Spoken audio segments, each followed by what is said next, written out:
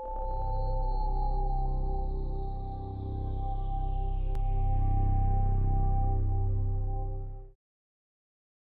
my name is Dave Ulrich. I'm a professor of business at the Ross School of Business at the University of Michigan and a partner and co-founder of the RBL Group.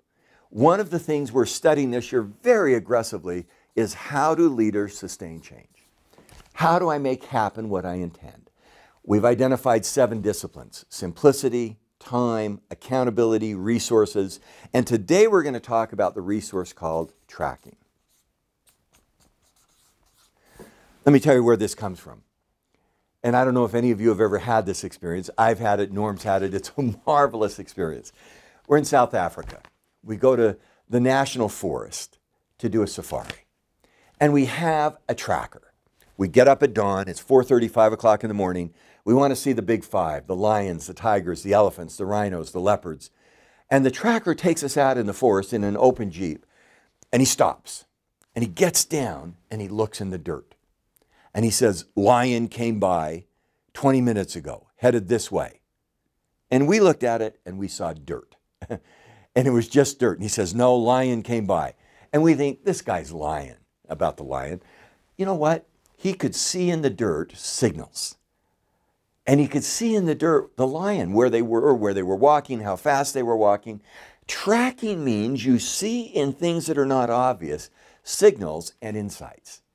In the competitive advantage literature today, Liam Fahey, a good friend, says, insights that derive from good information are the key to success in strategy. We believe tracking and monitoring and measuring is a key to leadership sustainability. 1, define your desired outcomes. We cannot track what we cannot understand. I want to be more healthy. Well, that's a lousy outcome. Is it emotional health, physical health, intellectual health? What specific outcomes will you see more of and less of? I, as a leader, want to have a better strategy. Well, that's not helpful. What's the outcome you're after? Second, got to measure it. Measurement is so key. We get what we inspect, not expect. There's a lot of maxims. We need to measure. We need to have concrete indicators.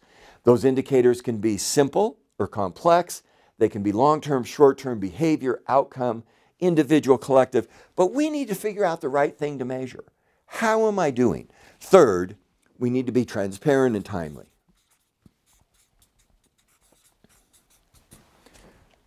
One of the worst things that ever happens to a parent who works.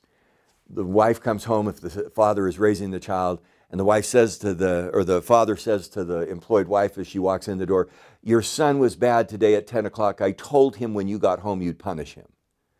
What a horrible thing to do to a partner who's working.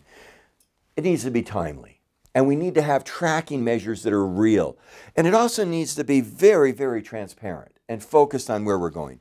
And finally, we need consequences. Consequences say, if I met or missed a goal, here's what's going to happen. And good things will happen if I meet the goal. Bad things will happen if I don't meet the goal.